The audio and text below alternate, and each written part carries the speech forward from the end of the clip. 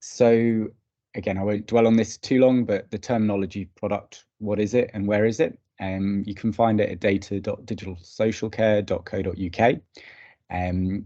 Essentially, the reason why we've developed it was we came into this project and there wasn't a central place for people trying to adopt data standards and adopt data best practice across the social care sector. And there wasn't really a place where they could find data definitions, terminologies, data collections. And there wasn't a central place where the community could contribute back into standards development if they felt that things didn't align with the way that they were collecting data or the way they thought data should be collected. In terms of what it is for standards developers and why we've developed it, the first area is that we wanted to work on in the open. I think that's what these sessions are all about. We want to show you our thinking at the time. We've launched an alpha, we've launched a beta, we've tried to keep that available to everyone throughout the process. It gives us tooling that allows us to develop new standards fairly quickly, which is great. And then it's a place for us to share knowledge, not only the knowledge that's come from the team, the central team, but also we're bringing in other users across the system from various different departments, from various different organizations. We've been talking, for example, to Interweave, for instance, and we're starting to onboard their FHIR profiles to the tool and things like that. So again, it's a place that we can start to share the work that we're doing across the sector, so we can benefit from it. In terms of the minimum operational data set itself, so what is it for? Why have we got it? And ultimately, we're looking to improve the quality of care, share best practice for data collection and data sharing. We want it to be able to create a common glue that allows care actors to share information and create consistency across different data returns to reduce burden and duplication. The reason why we've taken a new approach to this is that we felt the health models needed some kind of modification for social care. So this was really looking at trying to build on existing standards in social care, existing standards in healthcare, and try and create something that met the use cases that we were, that the community had brought to us. We wanted the community to kind of stop reinventing the wheel. We realized that different parts of the country and different organizations do things slightly differently. But ultimately, in terms of data management, there's got to be kind of best practice for data management. There's got to be a core set of information that everyone collects and everyone should be sharing in a consistent way, ultimately to improve the quality of care. When we're looking at integrating innovative assistive technology, if everyone's doing things differently, it becomes very, very difficult to integrate those in lots and lots of different care settings. So this really is to bring together that consistency, and ultimately we'd also like it to be a way to reduce costs when it comes to creating new dashboards, new reports, new pipelines to various different organizations. If you've got a consistent standard, that should make the whole process a lot more efficient. In terms of the engagement approach, and again, I apologize if you've already seen all these slides. We had a discovery phase last year, and we spoke to lots and lots of people across all of the different sectors. We engaged with practitioners during that discovery phase. And off the back of that, we published a catalogue of all the data standards that we'd found across the community. And off the back of that, we started the development of the minimum operational data set. We've run a couple of different webinars as we've developed that. So we ran some webinars in November. We released an alpha of the specification in January. We then ran another set of webinars in the first quarter of the year. And then that led to some feedback, and we produced a beta in March. And now we're going through that third consultation with a view to try and roll something out in October, which brings us nicely to the plan.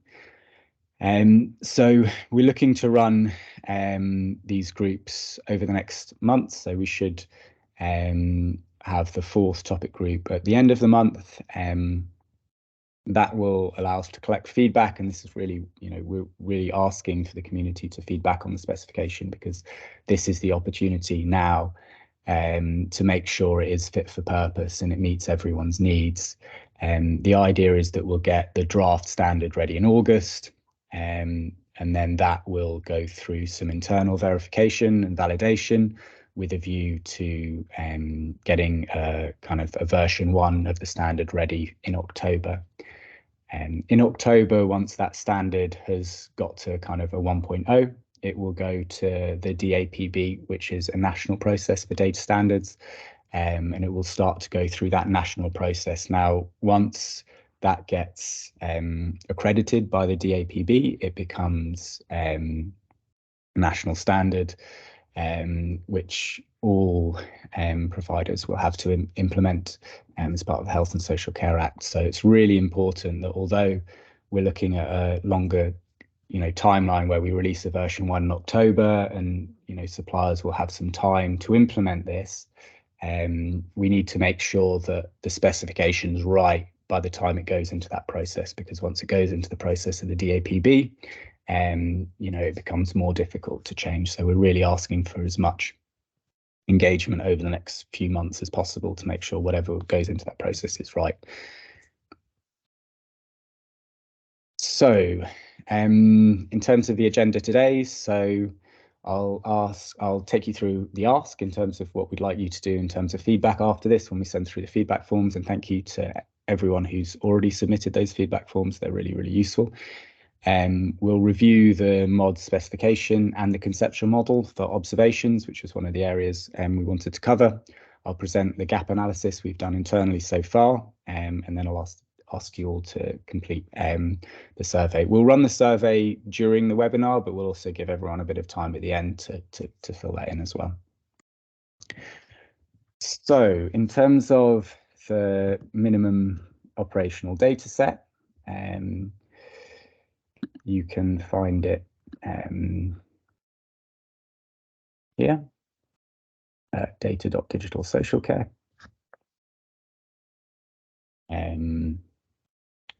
If you go down to the mods, essentially it is a draft data standard. It's a number of different building blocks that we'd like the community to start using when they're when they're building out information models, so that we've got consistent data to share. We've got a number of different sections in the mods around administrative information, assessment planning, audit information, care actors, so people and organisations, consent and legal information, instructions and activities.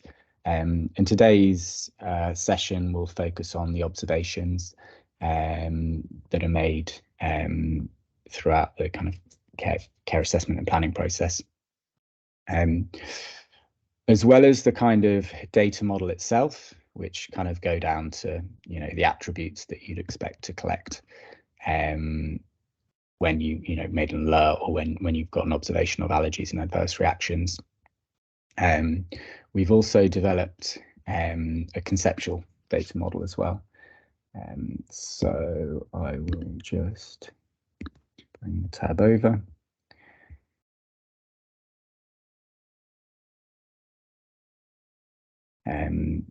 And essentially the conceptual model gives a high-level overview of the main building blocks of information that we're working to. Essentially, it's a blueprint for the data specification, and it covers those main different sections. So looking at care actors and the relationships between those care actors, assessments and the relationship between risks, needs, strengths, mental capacity assessments, the observations that feed into the assessments, and also the observations that we'd expect to be made at the end of the assessment as well. One of the things we'll do before the next iteration is we'll create a very kind of high-level conceptual model as well, so you can see how those different areas relate, so the care actors, the assessments, the instructions, the observations. So we've got a data specification, which tells you the kind of classes of information we'd like you to collect, and the actual kind of the questions and the attributes we'd like you to collect. We've got a high-level conceptual model, which is a blueprint for the bits of data we think are really, really important, and the relationships between those different pieces of data. And then in the knowledge base, we've also got a guidance document. So the guidance document goes into some of the requirements and use cases that we're really building the mods for. So, consistency of care for an individual, and take you through some scenarios and then also some bits of information we would expect to be captured during those particular scenarios. So we're going to be working on all three of these areas over the next few months. So we've got a specification, we've got a high level kind of overview, and we've also got some guidance as well. And all of that can be found at data.digital social care. So if you go to the website and have an explore, you should be able to see all of this stuff. We'll also be sending the presentation out after the session, and there are some links in the presentation that will direct you to those different areas. In terms of what we're asking from the community now, so we're going to send out some feedback forms, which is essentially a spreadsheet. What we would like feedback on is really impact. So do you think this attribute needs to be collected if it's high, medium and low? And then burden. So do you think it's difficult to collect? Is it easy to collect? Are you already collecting it? Is it collected in a different format? So the idea is, as we're building this model, we'll get a sense of, do we really need to collect this information? And is it actually realistic to ask the whole community to collect this information? There's also an area within the spreadsheet where you can add some other comments as well. So you can go into more detail. If you think that the format's different or you think the description isn't good, then please do tell us and we'll try and update those accordingly. So I think that finishes the first bit, and I again apologize if you've been in the other sessions. I'll try and go through those quicker and quicker as we go through the various different sessions, but I appreciate there are some people on the call who didn't come to the first one. So in terms of the gap analysis and what we'll be going through today, we'll be going through the model for alerts, allergies and adverse reactions, circumstances, formulation, impairment, incidents, investigations, the need observation, outcome observation, risks, preferences, problems, safeguards, strengths and wishes. So there's quite a lot there, but a lot of these are using existing models that are already out there that have been published by the PRSB. So again, where possible, we're trying to reuse existing standards and existing assets. And in those cases, we hope there won't be too much change because they're already mapped to interoperability profiles. They're already being used across integrated care systems, for instance. In other areas, there's a bit more work to do because these are new social care use cases and they haven't been thought about as much, and we need to really delve into those in a bit more detail, and I've put some of those in bold. So in terms of the conceptual model for observations, I guess there are a number of different observations that you can see up here. They usually refer to the subject of care, to the person we're caring for. There's usually a care actor who will record that observation on a system, and that's kind of part of our provenance model. And those observations often involve one person, so it's one person making the observation. It's not necessarily the person who's recorded it. In some cases, there might be multiple people who are involved in an observation or in a test that's being performed. Usually it's performed in a location, and we would hope that it would be used within a review, a care plan, assessment and instruction. So I think it's a fairly simple conceptual model. And we'll go straight into alerts. We're going to try and run the survey slightly differently this time. So Jyoti in the background will put the polls up as I'm talking through the alert section, and we'll also give everyone a bit of time. So rather than stopping between each of these different sections and asking you to fill in the form, we'll just have it running in the background, and at the end we'll give everyone a bit of time to fill that in. So the alert section, let's go into that in a bit more detail. So we've got in observations, my laptop wants to wake up.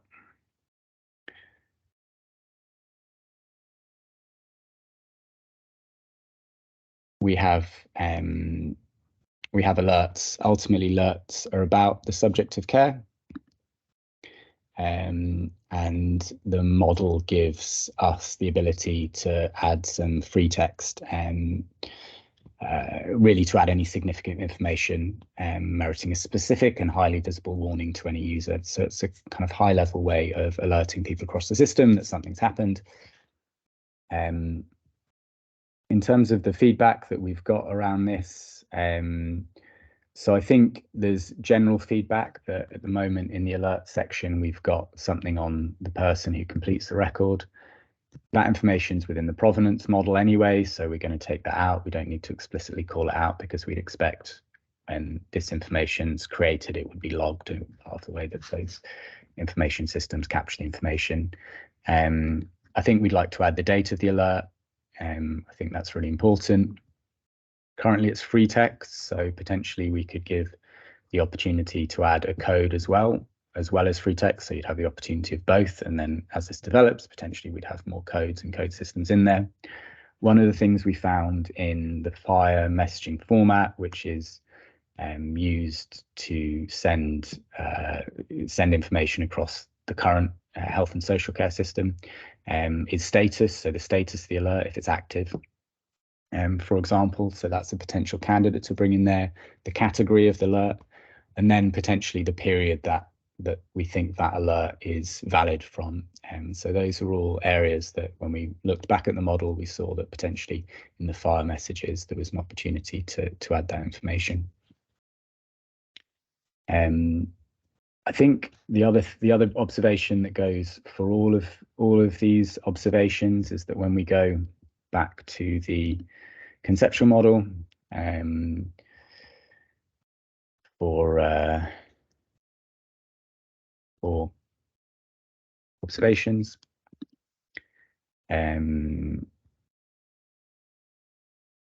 we would expect that most observations would involve a number of different care actors. So whether they were care professionals, whether they were carers, whether they were personal contacts, whether it was a member of the public. So we're going to make sure in the model that there's an area to add that information every time, and obviously the observation always needs to refer to the subject of care, so that's more of a general comment for every single item in the specification, and we're going to be working on that in the coming months. So I think that hopefully covers the alert section and what we've done on the gap analysis there. The next one is allergies and adverse reactions. So just to go through that very quickly.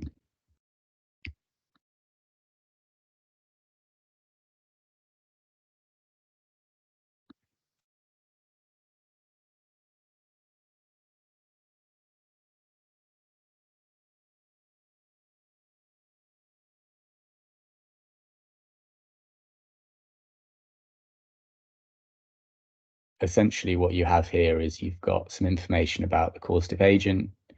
You've got the type of reaction, date it was first experienced, end date if that's applicable. You've got link out to the subject of care. You've got the ability to provide some evidence.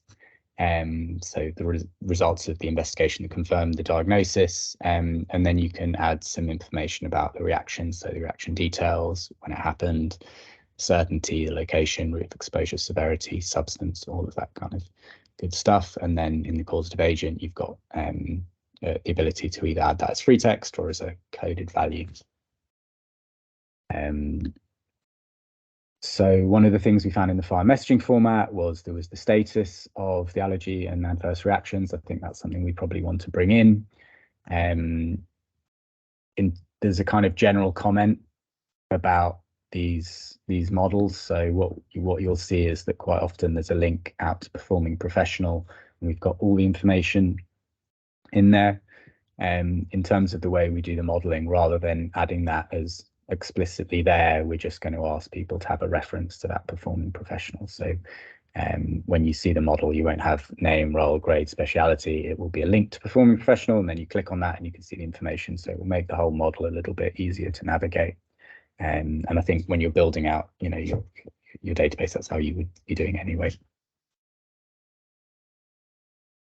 We have the we're going to remove person completing the record. I think that's a general thing. In the provenance model, we expect that to be captured by the system, so that will be there. There's a comment around the multiplicities. So is an attribute optional? Is that attribute mandatory, or is that attribute required?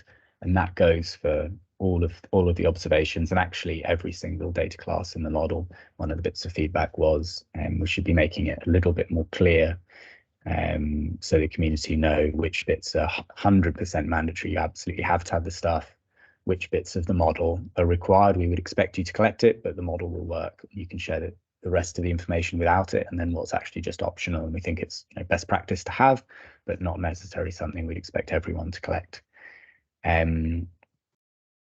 I think looking back at and there's some implications of that. So, for example, manifestation should be mandatory, because in the file message, if you want to share this information, you have to add the manifestation.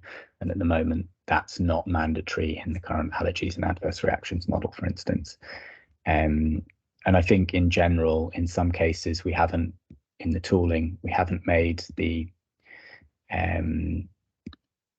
reference data sets as easy to navigate. So although we do have the value sets in the tooling, so you can see there's the DM+D codes here, we would like to make that a little bit more explicit when we're publishing this information. So I think that's another piece of feedback we had here.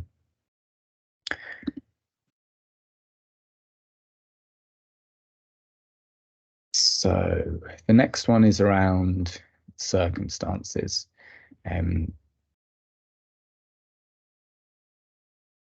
Second, I'll just take you through the circumstances model, and then I'll go through the gaps that we've identified so far.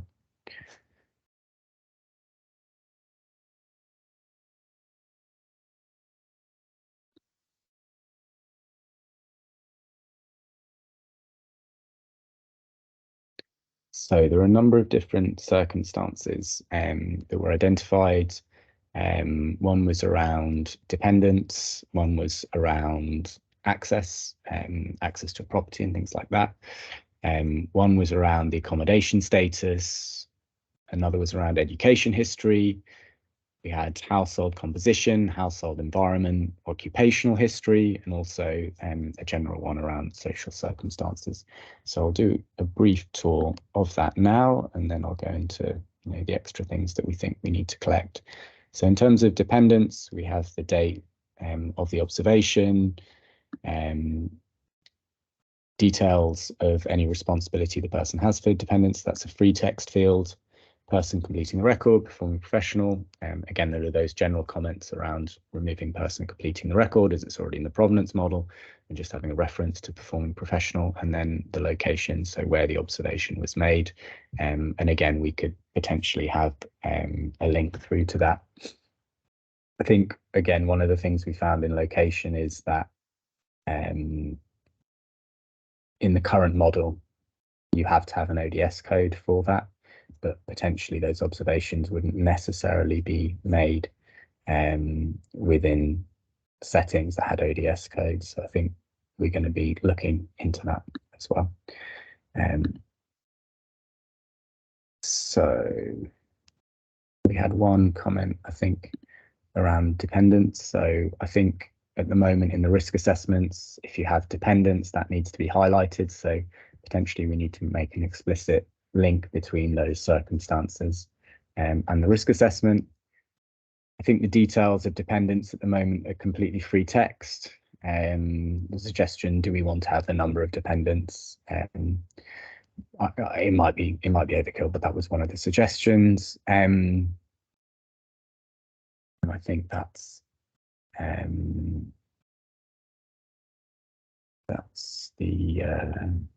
all the stuff from dependence. I'll run quickly through some of the other circumstances. So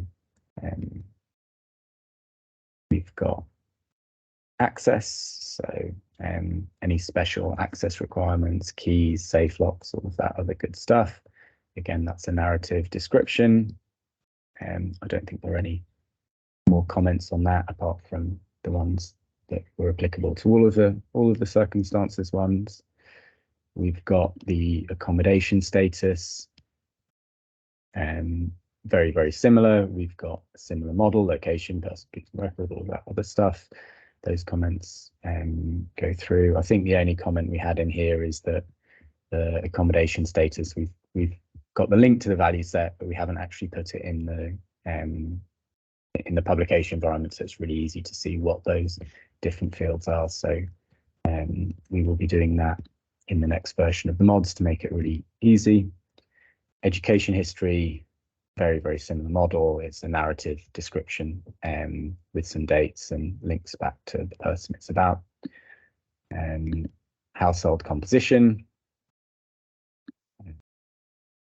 Again, this has got more of a structured model, very, very similar, but we've got some SNOMED CT codes, so there is a reference there. So again, what we'll try and do is we'll try and bring in those codes, so people can very quickly see the list of codes without having to navigate to the terminology server and find the household composition findings that are available there. So the enumerated list of values that we would expect someone to collect for household composition rather than the narrative statement, although you do have a narrative statement area.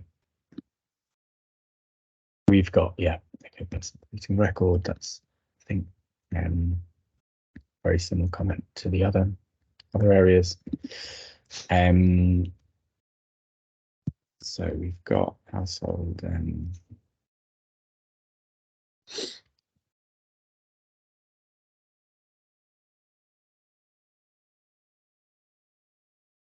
household environment, factors in household which impact a person's health and well-being. I think it's fairly similar. We've got a narrative statement, we've got a location, a date, and it refers to someone. We've got occupational history. Again, this is more structured, so we do have some codes identified for those that are in SNOMED CT, so we'll try and add that reference data set. But again, it's a very high level occupational history. And then we have social circumstances. That's the last area within the current model. And again, it's a narrative around person's social background, network, personal circumstance. I think looking at the gap analysis, we just need to, yeah, I think it's easy. It's really about making the codes available where they're specified, so really easy to navigate to. And I think, yeah, there's one statement on social circumstances. Potentially there are some coded values that we've seen across the system. So potentially we would give people the opportunity in the same way. You can provide a code for occupational history and you can have a code in free text and you decide whether you use the coding scheme or more of a narrative description or both. We would like to do the same there. I think that should cover circumstances. Next on the list is formulation. So again, I think we've got the general comments around performing professional, removing the person completing a record because it's in the provenance model. We want to add the multiplicities. At the moment, we've got the high level narrative statement around the account. So the account shared by therapist to person of the personal meaning and origins of someone's difficulties, including relationships, social circumstances, and life events. So we've got, yeah, a narrative area for that. I guess the question was asked, can we potentially allow people to add a set of codes that are associated with that as well? So there will be some investigation into that.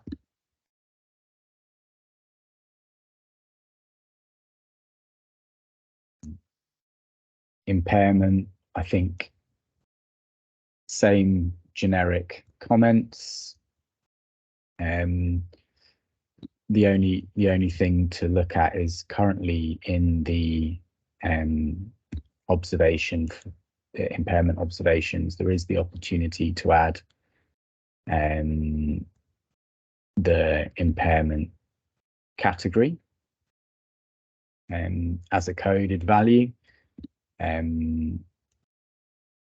but it's quite a broad value set at the moment. So it's essentially using the whole of SNOMED CT, and as I'm sure a lot of people know on the call, SNOMED CT has, I think it's up to almost 400,000 terms at the moment. So potentially there's a bit of work to do to try and narrow down the value set within that. So we, come together around a set of impairment categories that we would recommend or we would like people to use consistently.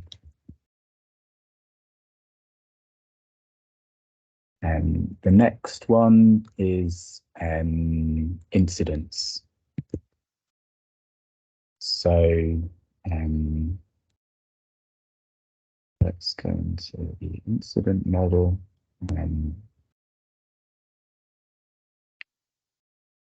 Which is up top.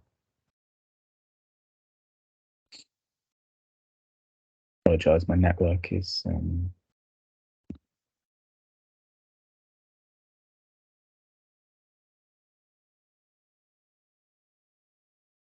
slowing down. So within the incidents model, we've got a description, a narrative of the incident. We've got code for the incident. We've got some additional information, any other comments you wanted to make. We've got the same areas around the location, so where the observation was made. So those are kind of general bits of information that we would like for all observations. We've got some information about the service provider. Probably again here, this can be a reference rather than having the name, the identifier, and the type. Again, we've added that in here. We've added essentially links to instructions. So what should be done essentially about the incident. So the next steps. What happened after the incident, what kind of observations were made.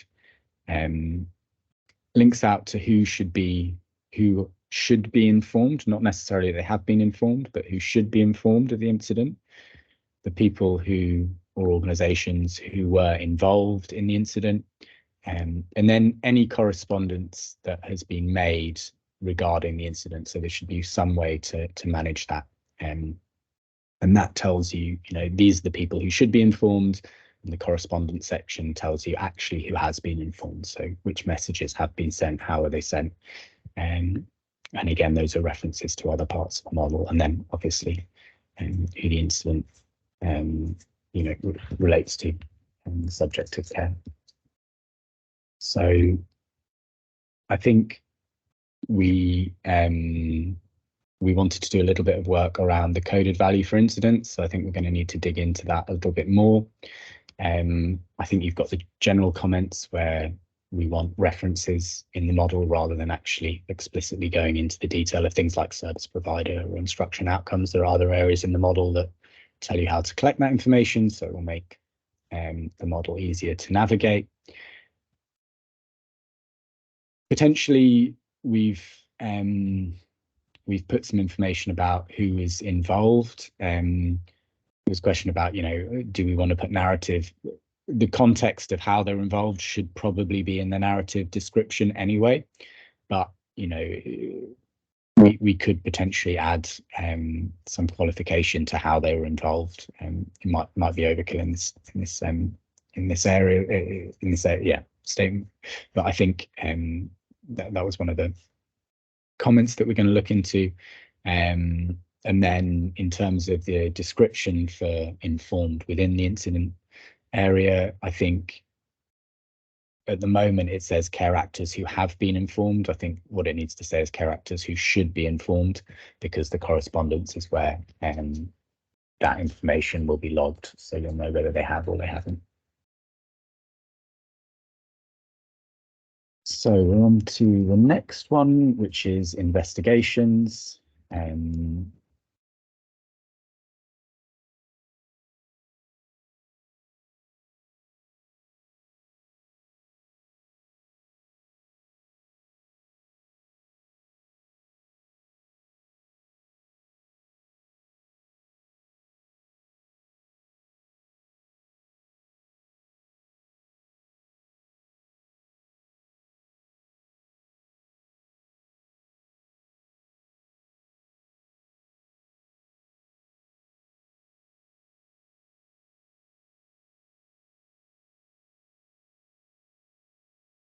Geez, everything's going quite slowly on my connection this morning. So within investigations, you've got the date that that observation was made, and you've then got the ability to add it as a structured investigation, so something like a lab test or a lab test result. You've got the option to add more of a narrative investigation result. You also have the opportunity to say the investigation that was made and then the result that came out of it. So you can log that an investigation happened before you get the investigation result. So in terms of the investigation itself, you've got a coded value for that investigation. And again, we've got our value sets here that come from the SNOMED procedure codes. And then in terms of the result of the investigation itself, you can have a structured result. So that's more like a lab test, which would show the the value of the results, the lab test result, the unit of measure, the reference range that was used, and abnormality indicators. So it's, is this abnormal or not? Is there a problem there or potential problem there? And then if it's not a lab test, and it's more of a narrative result or a coded result, then you've got the opportunity to just have a code. So situational finding, and then the narrative that's associated with that as well. So I don't think we had much feedback. I think this is one that's well developed in the healthcare space and maps to FHIR fairly well. So we didn't see any gaps really there, apart from the kind of general modelling ones about removing the person completing record, and that as a reference because it's in the provenance model, and then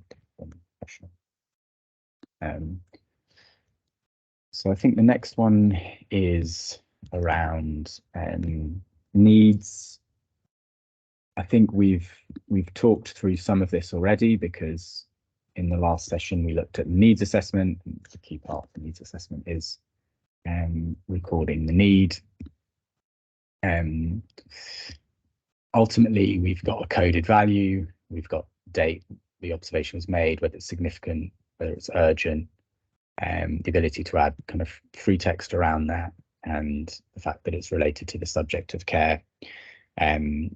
We probably want to add the kind of more general bits of information around who was involved in that observation and where that observation was made, because if it's not made within the assessment process, if someone else has identified it somewhere else, then we need that kind of contextual information as well.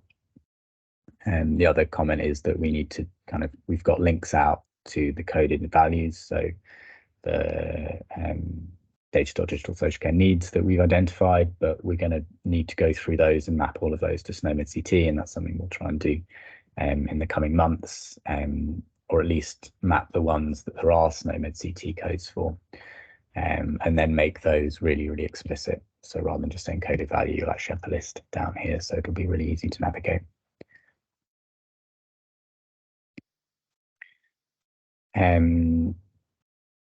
So I think that should hopefully cover needs. I know we've been through that before.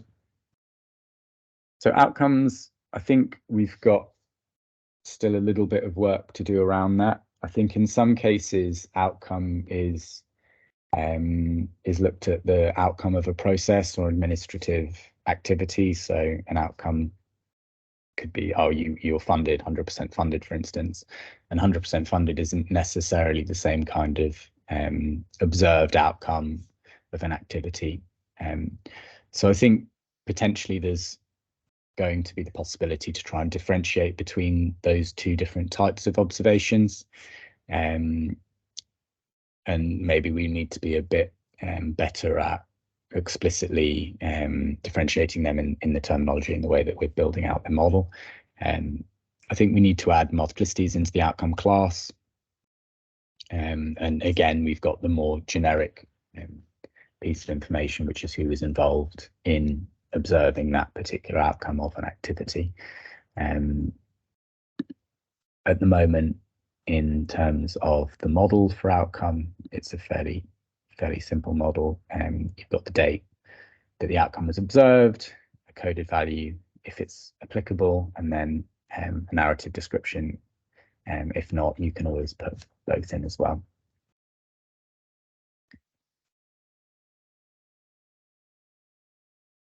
Risks. So let's go through to risks.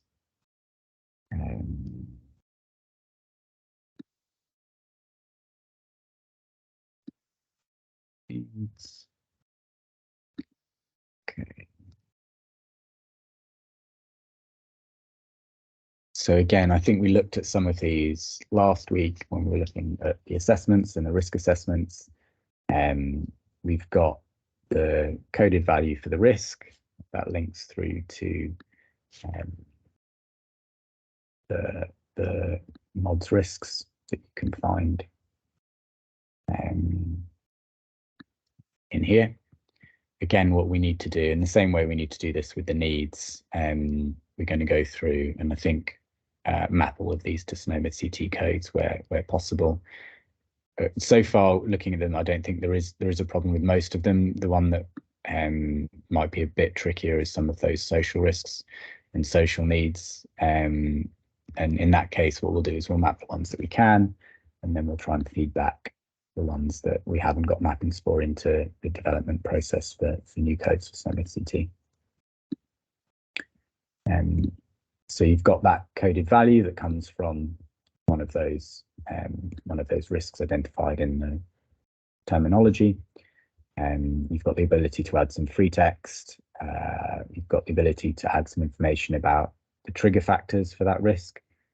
You've got some information to look at early warning signs or relapse indicators for that specific risk and the start and end date for the risk. Again, it relates back to the risks that are identified in the risk assessment and also the risks that are identified in the contingency plan as well. I think we're now getting on to some of the areas that are a little bit probably more difficult to codify. Someone's preferences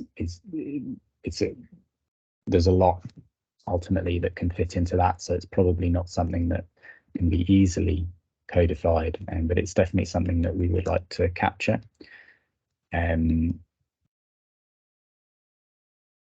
So I think what we'll do is we'll start off giving people the opportunity to codify it if it is available within SNOMED-CT, and if not, you can provide a narrative description of someone's preferences.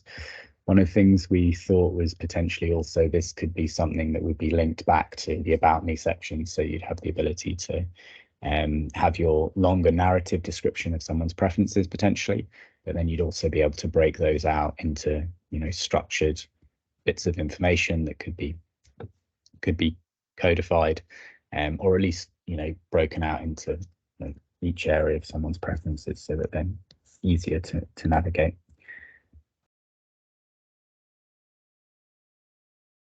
I think, but again, we just need to dig into those codes a little bit more. I think it will be one of those things where you need to really look at the data and look at what people are collecting, and then we can see whether we can break those out into specific codes and coding schemes. Problems, again, this is something that's already been collected. So really, we're looking at, hopefully we've got a SNOMED-CT code for that particular problem. If you do have free text, then there's the ability to add the free text. If applicable, there's the opportunity to observe the stage of the particular disease, the onset date of that particular problem, the end date of the problem, and any comment. I think we need to add a high-level definition for it. It's not in there at the moment, so that's one of the things that came out of the gap analysis. And then we need to add those multiplicities and data types. So there's a little bit more work in the specification that's that was missed in the last iteration on the beta that we're going to be working on again over the next few months.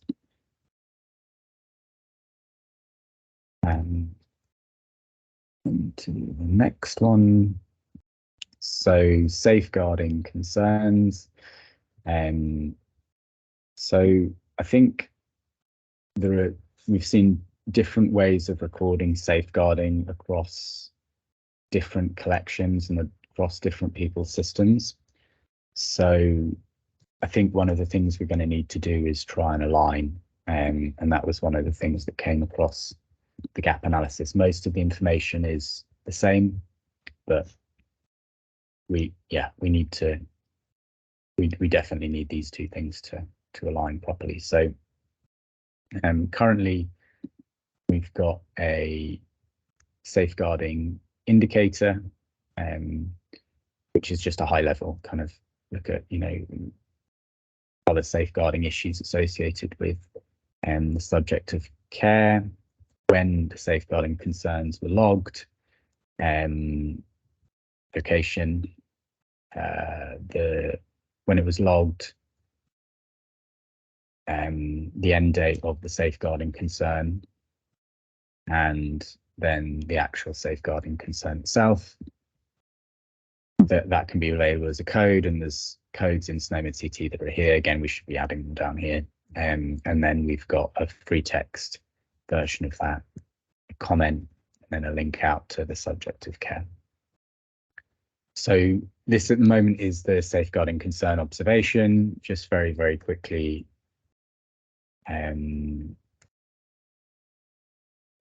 it looks slightly different from what we have in the risk assessment area.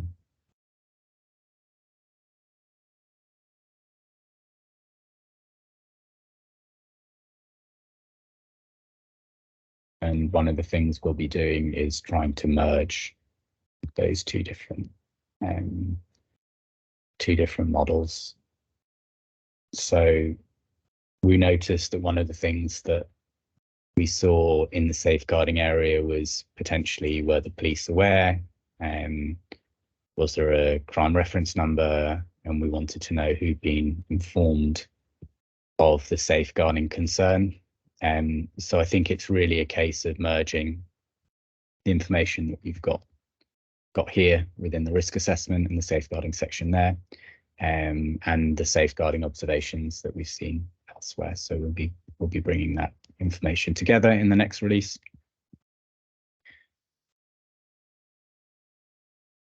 So I think that's the main change that you will see in that section.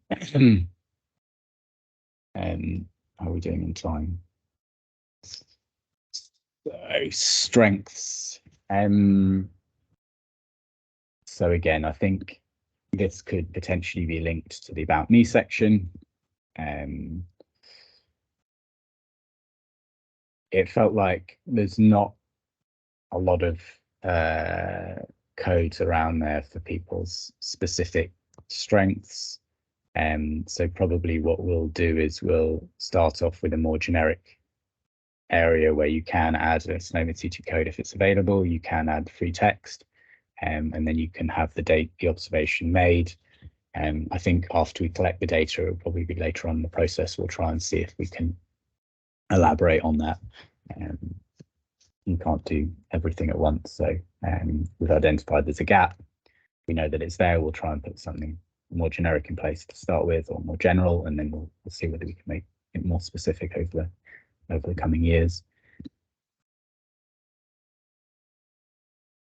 But I don't think there's too much around that.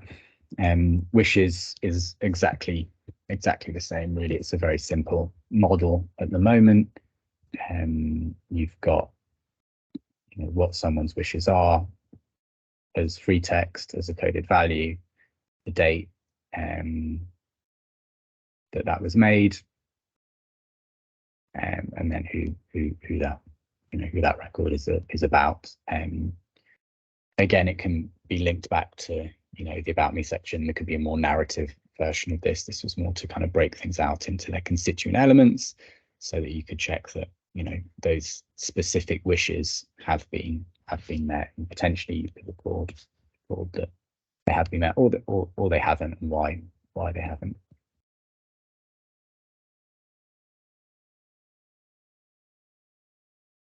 I think that takes us to the end of observations. All of the links will be made available. They'll be on the presentation, so you should be able to go to the mods and explore that. You can go to conceptual model, and there's a link there. And we've also added a link to the service desk. Again, if it's possible to go to the site, so the live site, you'll see that we've got an area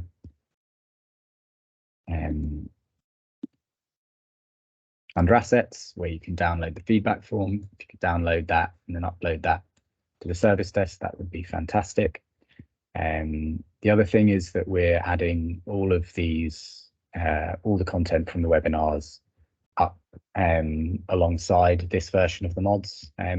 So we've got the last webinar that happened a few weeks ago. We've got the webinar for the beta, and we'll be adding the new webinar that we've recorded today. I'm conscious that I can't see anyone, so I'm not sure if we've had any kind of questions. I think what we'll do now is, if it's possible, if we can, I'll just give everyone 5 minutes to go through the poll. Jyoti. I have one more poll left for environment. Would you like me to launch that? Yes, please. Yeah. Sorry, let's go through the environment section as well. Apologies.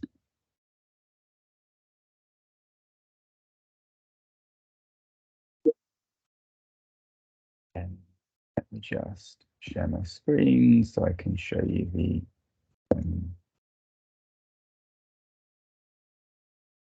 environment section. Again, this is just a high level.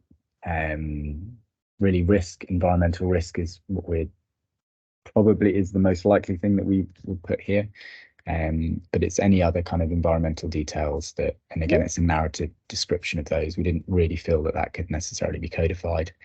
You know, it gives you extra contextual information about where they live. So again, it was one of the areas that was identified in the last set of webinars that we didn't include within the mods. So we've got a section for it. I think it's a general section, but we wanted to call it out as a specific observation that potentially could be collected.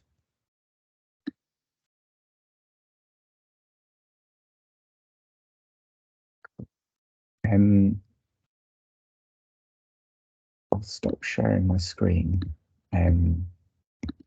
We've got a little bit of time now.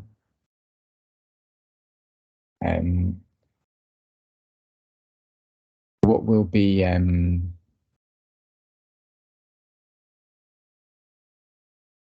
doing after the call is we'll go through all of the messages that we've got. Hopefully we've gathered everyone's emails, so we're feeding that back into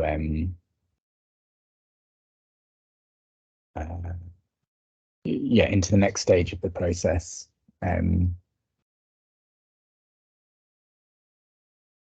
And we'll try and respond to those specifically.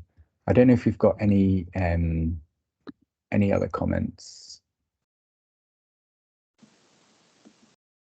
So we've got, I think Andrew's responding. I'll let him respond to that comment in a moment. But yeah, no, I think that there are some questions around, which really are just around being familiar with the project and the catalogue itself and how it's being developed. In particular, Jill has raised a question around what the interoperability or alignment will be with existing health code systems such as READ and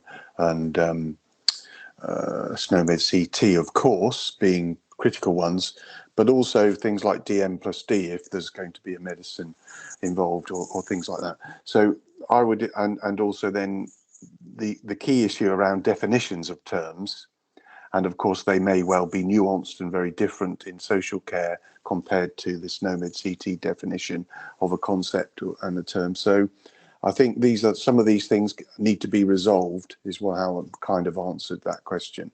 And that's why getting involved with professionals and implementers and commissioners is critical. So and part of the job of the metadata catalogue itself is to resolve these differences over time. It isn't necessarily 100% correct on launch. There's got to be synonym sets around, that cater for context. 100%. Thanks, Andrew. Yeah.